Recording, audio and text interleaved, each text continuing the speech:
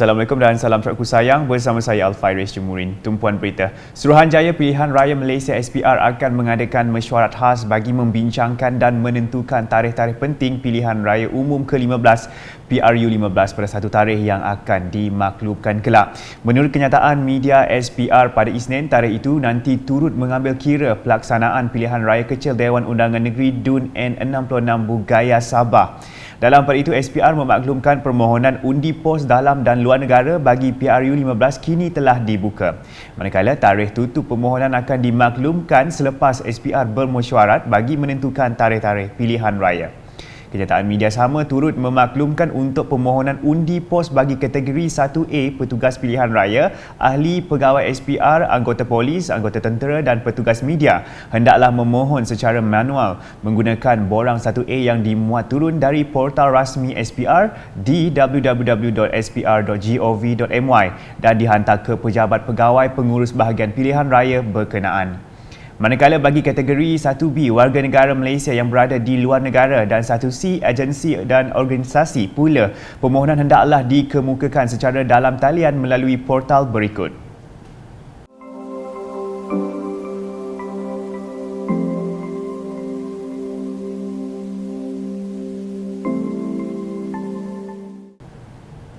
Berita seterusnya, rakyat memerlukan sebuah kerajaan persekutuan yang dinamik dan progresif dibentuk selepas pilihan raya umum ke-15 PRU15 kelak. Timbalan Menteri di Jabatan Premier Sarawak Hal Ehwal Korporat Penerangan dan UKAS, Dato' Abdullah Saidul berkata, ini penting supaya kerajaan persekutuan yang terbentuk memberi tumpuan sepenuhnya kepada pemulihan ekonomi serta kebajikan rakyat. Beliau yang juga ahli Dewan Undangan Negeri Adun Semop dan ahli Majlis Tertinggi Parti Pesaka Bumi Putera Bersatu PBB menegaskan rakyat sudah tidak mahu lagi mendengar atau melihat polemik-polemik politik yang hanya bertumpu tentang perebutan kuasa dan pangkat. Saya yakin semua warga Malaysia di seluruh negara mahu sebuah kerajaan yang dinamik, progresif dan berjiwa besar, berkiblatkan memelihara kebajikan dan kesejahteraan rakyat serta membina pembangunan negara ke arah yang lebih maju dan moden. Beliau berkata demikian kepada UKAS sebagai mengulas pembubaran Parlimen ke-14 yang diumumkan oleh Perdana Menteri Datuk Seri Ismail Sabri Yaakob berkot kuasa pada Ahad. Dalam pada itu, Dato' Abdullah Saidul memberitahu gabungan Parti Sarawak GPS telah membuat persiapan menghadapi PRU15 sejak beberapa bulan lepas menjangka pembubaran Parlimen akan berlaku pada tahun ini. Jelas beliau, semua adun GPS telah menerima arahan untuk mengaktifkan bilik gerakan pilihan raya masing-masing untuk membantu kempen calon kerusi Parlimen GPS. Dalam PRU15 kali ini, cabaran utama ketika berkempen ialah keadaan cuaca yang tidak menentu.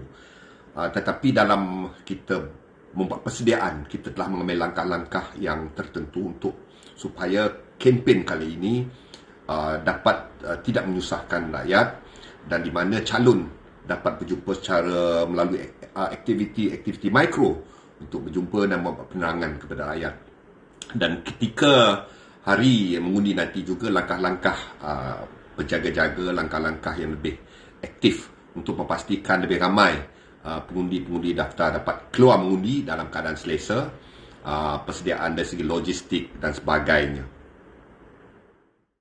Untuk rekod, tempoh mandat kerajaan sepatutnya berakhir pada Julai 2023. Mengikut perkara 55/4 Perlembagaan Persekutuan, pilihan raya umum PRU mesti diadakan dalam tempoh 60 hari selepas tarikh pembubaran Parlimen. Dalam pada itu, beberapa muka baharu akan ditampilkan oleh gabungan Parti Sarawak GPS dalam pilihan raya umum ke-15 PRU15 kelak. Ketua WIP GPS Datuk Sri Fadilah Yusof berkata, pengumuman tersebut akan dilakukan oleh Premier Sarawak yang juga pengurusi GPS, Datuk Partinggi Tan Sri Abang Abdul Rahman Zohari Tun Datuk Abang Openg. Menurutnya, jentera GPS juga telah bersiap sedia untuk menghadapi PRU15. Terdahulu, beliau menghadiri program Rindo Ati Media bersama komuniti di Dewan Masyarakat Kampung Pinang Jawa, Kampung Gitak pada Isnin. Sementara itu, beliau memberitahu program Rindo Ati bersama media dan komuniti mampu mengukuhkan jaringan strategik dengan pengamal media khususnya di Sarawak. Menteri Kanan Kerja Raya itu menambah program sama juga dapat membantu pihak kerajaan menyampaikan mesej serta dasar kerajaan kepada lapisan masyarakat dengan pantas, tepat dan mudah difahami. Jadi itulah saya mengharapkan rakan-rakan untuk pemain makanan. Kalau ada saja berita tidak betul dan tidak dapat cepat-cepat kita buat counter supaya kita dapat salurkan maklumat yang betul dan cepat. Apatah lagi kalau ini membawa fitnah yang boleh membawa kepada pemecahan masyarakat kita. Jadi itulah saya melihat program ini walaupun nampak simple, tapi sebenarnya tujuan di sebalik program ini besar maknanya.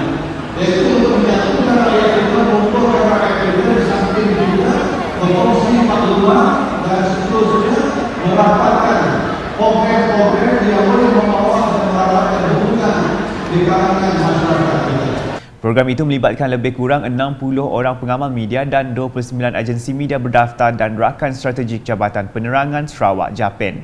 Hadir sama Ketua Setiausaha Politik kepada Premier Sarawak merangkap Ahli Dewan Undangan Negeri Adun Tupong Fazruddin Abdul Rahman, Pengarah Penerangan Sarawak Jafar Jantan serta Pegawai Daerah Kuching Sofhi Jebal.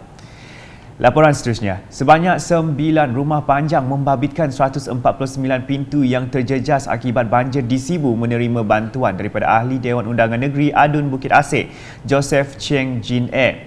Agihan dilaksanakan sendiri oleh Joseph Cheng di Rumah Panjang Sungai Salim pada Isnin dan turut dibantu pengerusi SUPP Cawangan Bukit Asih, Datuk Cheng Bong Tun serta calon potensi PRU GPS SUPP bagi P211 Lanang, Kaunselor Raymond Tiong.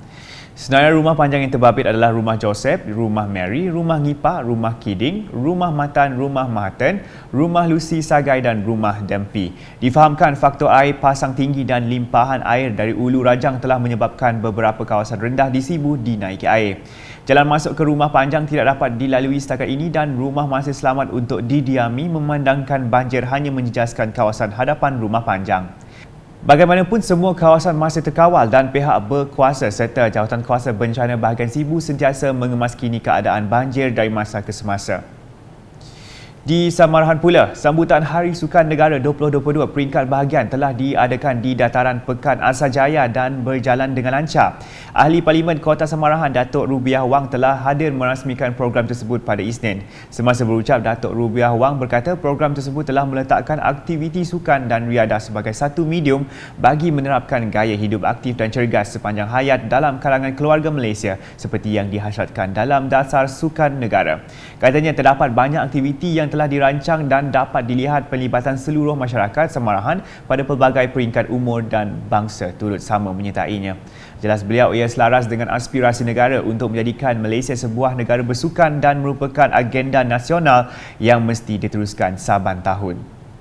Dalam program berasingan, lebih kurang 1,000 orang hadir bagi memeriahkan Hari Sukan Negara 2022 peringkat bahagian Kuching. Ahli Dewan Undangan Negeri Adun Opar, Billy Sujang telah hadir menyempurnakan majlis perasmian program berkenaan di Stadium Terbuka Lunduk pada Isnin.